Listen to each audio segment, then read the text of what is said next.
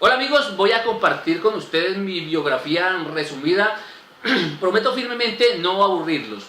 Mi nombre no es Leonardo Aquiles, mi nombre es Leonardo Rodríguez Orjuela. Leonardo Aquiles es mi marca, es mi seudónimo, es el nombre por el cual me conocen mis clientes. Yo nací el 8 de marzo de 1974 en un pueblo cerca a las minas de Coscuez de Esmeralda, del departamento de Boyacá, que se llama Pauna. Por esa época, en la década de los 70, 80, la violencia por el tema de las esmeraldas en este sector del país era en extremo. Familias enteras se asesinaban unas con otras y mi padre no escapaba a esa violencia. Él decide trasladarse al departamento del Huila. Y yo recuerdo que tenía aproximadamente unos 4 años cuando llegamos a una vereda que se llama El Roble. Este sitio geográfico queda de la ciudad de Neiva, en la vía que va hacia Planadas, Gaitán y Tolima. Hay una vereda que se llama El Carmen, ahí uno se baja y camina 2 horas a llegar a El Roble. Yo recuerdo que cuando llegamos al Roble llovía intensamente, era una lluvia delgadita, pero muy constante y hacía un frío aterrador. Mi padre llegamos a una chocita y mi padre tenía que arreglar el techo porque parte del techo no estaba en la casa, en la choza donde íbamos a posar esa noche, y no sé cómo lo haría, pero arreglamos ese problema. Y esa noche y durante mucho tiempo estuvimos viviendo en esta casa. Yo recuerdo que no había mercado en ese tiempo, en esos días no había, literalmente no había nada que comer. Y mi mamá iba con una de las niñas, porque éramos 7 hijos, mi madre y mi padre, 9 en total. Y una de mis hermanas iba de brazos, niña, o sea, recién nacida. Y no había alimento para ella. Mi hermano mayor y el siguiente iban al bosque a buscar qué comer, y encontraban unas pepitas que hoy en día yo las conozco en el mercado como guchúas. Es una pepita amarilla que viene cubierta con una caparazón de hoja, y mi madre machacaba esas fruticas y era la sopa que prácticamente, que literalmente le daba a mi hermana. La comida de nosotros, lo mismo, alrededor en el campo se daban un producto que se llama calabazas. Esas calabazas las utilizan las personas más que todo para hacer dulces en diciembre. Es muy parecido a la patilla, solo que por dentro es blanco, ¿no? Mi madre cocinaba ese producto con sal y era el alimento que nosotros comíamos en este tiempo. Yo recuerdo que posterior, allá cuando mi papá nos organizamos, ese alimento, obviamente mucho más mejorado, era el que le dábamos nosotros a los perros de mi padre. Mi padre, muy trabajador, rápidamente cultiva la tierra, y el terreno no era de él, y a los años, 2, 3 años aproximadamente, vende ese terreno y compra era una especie de no era finca, sino era un terreno dentro de la montaña de esa vereda del Roble. Debíamos caminar dentro de la montaña 2 horas y había un espacio aproximadamente unos 300 metros cuadrados, eso se le decía un socalado. Un socalado era eso, un sitio, un pedazo de tierra dentro de la montaña que se había tumbado, y mi padre hizo una choza ahí. Yo no sé si de pronto ustedes han visto, obviamente imagino que sí, una fotografía de los almanaques donde hay una choza y al frente hay una laguna. Literalmente esa fue la casa de mi infancia.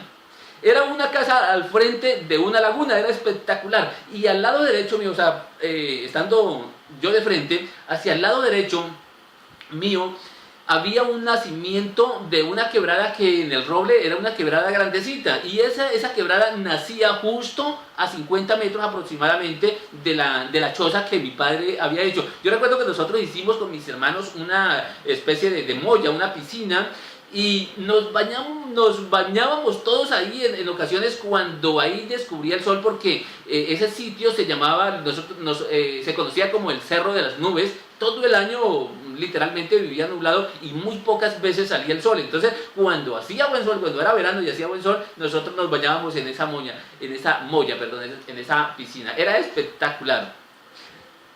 Dos anécdotas que quiero compartir con ustedes.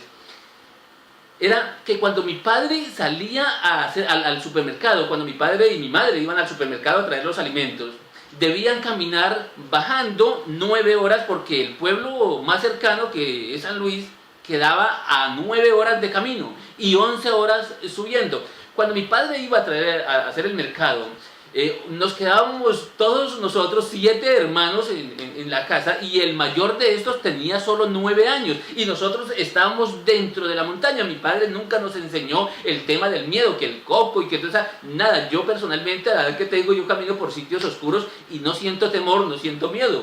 Mi esposa obviamente, y muchas personas ven la oscuridad y sienten mucho temor. Nosotros, en el caso mío y todos mis hermanos, no tenemos ese problema. Cuando mi padre iba a este sitio a hacer el mercado, iba al supermercado, prácticamente eran 2 días que nosotros nos quedábamos solos en este lugar, y teníamos un perro que le llamábamos Tarzán, y Tarzán era un perro muy cazador. Este perro, cuando venteaba un ñeque, así era un animalito del monte que nos proporcionaba carne, y otro animal que le decíamos borugo. Cuando él venteaba, cuando Tarzán venteaba un ñeque, él salía inmediatamente a perseguirlos, y yo recuerdo que como no estaba mi padre, no había nadie en la casa que nos controláramos, mi hermano Minune, uno de mis hermanos, era el apodo porque él llamaba Wilton, pero yo lo recuerdo con el nombre de Minune. Minune y Leonardo tomábamos las 2 escopetas que tenía mi padre y salíamos nosotros a cazar el animal. Nunca recuerdo haber cazado nada, siempre íbamos por allá.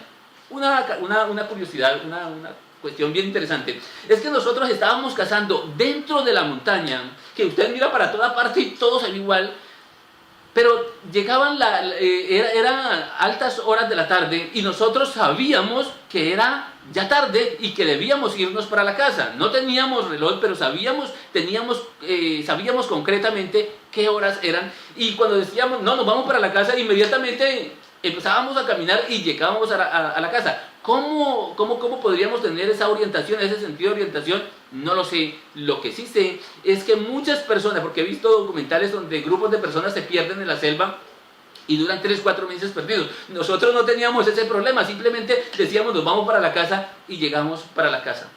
Ese era el primer punto. El segundo punto, una de las cosas más emocionantes que yo recuerdo era cuando llegaba mi madre, y cuando veía a mi padre y mi madre, y que mi madre empezaba a gritar y decía y empezaba, uno escuchaba ese grito, que por allá en el fondo de la montaña mi madre gritaba, hacía ese sonido, y nosotros inmediatamente con todos mis hermanos empezábamos a gritar, pero era una alegría genuina. 2 días sin nuestros padres ahí, y llegaban con pan y con galletas. Eso era espectacular. Llegaron los grupos alzados de armas, asesinaron el líder espiritual de mi padre. 40 familias debimos de abandonar el sector, muy tristemente. Yo recuerdo que cuando íbamos saliendo de este lugar, de nuestra casita, subimos a una loma y yo volteé a mirar para la casa, y yo tengo en mi mente ese recuerdo de cuando vi por últimamente la casa y volteé y nunca más regresé a ese sitio. Me gustaría obviamente algún día estar allá. Llegamos a la ciudad, y aquí quiero que usted apunte también otros 2 puntos. Dijo Salomón, quiero que los apunte en la tabla de su corazón, porque son extremadamente importantes. Yo tenía aproximadamente unos 8 años cuando llegué a la ciudad, y la mente de un niño como la mía en ese tiempo era, y no solo la mía sino la de mis hermanos, es literalmente como la de un vaso. Un vaso usted la puede llenar de agua sucia o de agua limpia.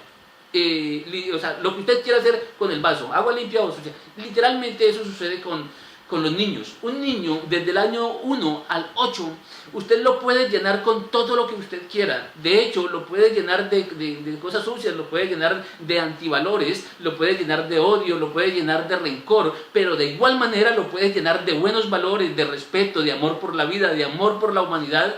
Y dependiendo de lo que ese vaso traiga, de eso le va a dar a la sociedad, cosas buenas o cosas malas. Y es responsabilidad de nosotros como padres de familia llenar esos vasos con información buena.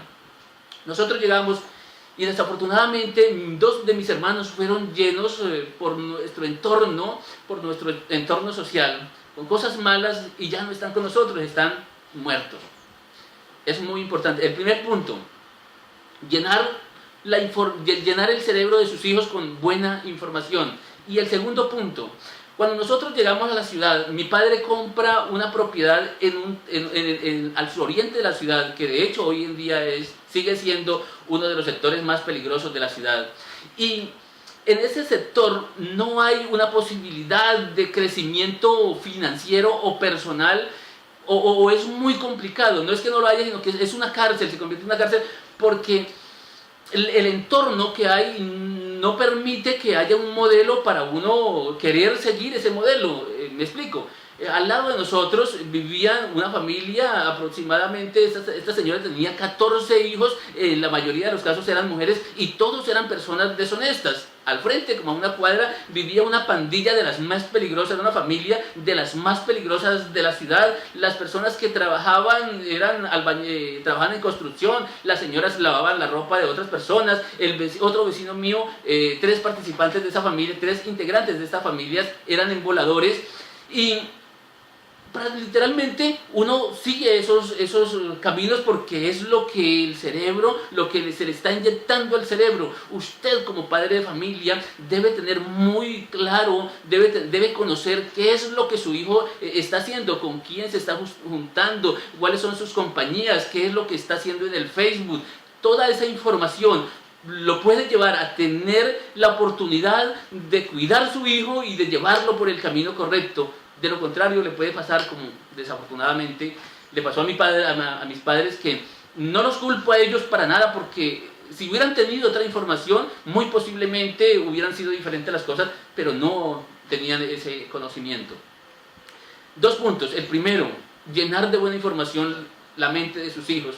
Y segundo, tener mucho cuidado con el entorno, con las compañías. Gracias a Dios, Dios tuvo misericordia de mí y no cogí malos pasos, pero no fue por gracia mía, sino por gracia de Dios. El primer empleo que yo tuve fue imitando el modelo que había pues en mi cuadra, que era embolar zapatos. Empecé a embolar zapatos. Yo recuerdo que una vez estaba por allá en el centro y en la cuadra había una niña que llamaba Nancy. Y esta niña Nancy pues era el guau, ¿no? Todo el mundo quería ser que todos los muchachos queríamos ser el novio de Nancy. Y Nancy, su padre vendía dulces y cigarrillos en un puesto en el centro de la ciudad. Y yo recuerdo que una vez yo iba con mi caja de embolar zapatos y entonces estaba la niña ahí y unos compañeros, yo iba con unos amiguitos de ahí del barrio también, y ellos empezaron a gritar: ¡ay, mira el embolador, el embolador! Y yo corra por ese parque para que el bombón de niña, pues no me viera embolando zapatos. Posterior a esto, entonces cargué canastos en la galería de aquí de la ciudad de Neiva. Para la época la galería quedaba en el centro de la ciudad. Y yo recuerdo de andar con un compañerito, y este compañerito mío se robaba los canastos a las señoras. Yo hoy en día imagino cómo sería la información cuando llegaba la señora a la casa y le decía al esposo: no, mi amor, me robaron el canasto del mercado, ahora no hay mercado para la semana. Nunca me robé un canasto. Antes yo lo digo, nunca hice una cosa de esa. Porque mi mente había sido llena de valores. Mi padre, aunque con mucha ignorancia, literalmente, nos había llenado de muchos valores, no nos permitía las malas palabras. El ejemplo que él nos había dado, eso influyó mucho para que la crianza de nosotros fuera bastante buena. Posterior a esto vendí cigarrillos en una chaza. Yo recuerdo que una vez, en una oportunidad, un administrador, que de hecho yo lo veo hoy en día por ahí, se llama Milton, él me pegó 3 calvazos, y en cada calvazo que me pegó me dejó un chichote, y yo hoy día lo veo y uno como que siente algo pero no, yo ya lo perdoné, y a mí me da como nostalgia, como cuestión de ver de dónde yo estuve y dónde estoy hoy en día. Eso es como una cuestión bastante gratificante. Vendí empanadas en un canasto, vendí bofe. Después ya ascendí, entonces empecé a trabajar como mesero en las discotecas, en algunos restaurantes, en algunos clubes, y después me fui a prestar servicio militar. Presté servicio en la Fuerza Aérea en Melgar, Tolima. Salí de prestar servicio, conseguí una hermosa esposa, mi esposa Florángela Corredor. Tuve 2 niños, Andrés Felipe y María Camila. Y a los 25 años, por casualidad de la vida, por gracia de Dios, entré al comercio, me volví comerciante. Entonces empecé a comprar y vender panela. Cuando empecé a comprar y vender panela, mi vida cambió totalmente, porque en la época, en 1999, un sueldo mínimo estaba aproximadamente en 320.000 pesos. Yo, en un solo viaje de panela, que lo hacía semanal, ganaba promedio 1.500.000 pesos. 1.500.000 pesos por semana, cuando el sueldo mínimo eran 320.000 pesos. Mi aspecto físico cambió, yo pesaba 55 kilos y aumenté a 82, mis amistades, el barrio, absolutamente todo cambió. Me eduqué, me convertí en profesional en temas empresariales, en el tema de administración empresarial, y empecé a crear empresas. He tenido supermercados, restaurantes, bizcocherías, panaderías, una cantidad de negocios. 19 en total. Parto un concepto sobre temas empresariales con usted. Te aseguro que si lo tomas, dijo Salomón, si lo escribes en la tabla de tu corazón, te va a ir supremamente bien. Me he especializado en ayudar a los empresarios, a las empresas, a los emprendedores, comerciantes y empresarios en 4 aspectos. En estos 4 aspectos que te voy a nombrar a continuación, soy profesional, totalmente profesional, y con total seguridad puedo ayudarte a crear un sistema que te ayuda a mejorar en estos 4 aspectos. El primero es servicio al cliente. Estos conceptos en realidad son muy sencillos. El hábito que hay que crear después de que tú quieras ver a tu empresa grande, son muy sencillos de crear. Primero, servicio al cliente. El segundo es el marketing, o sea, las ventas.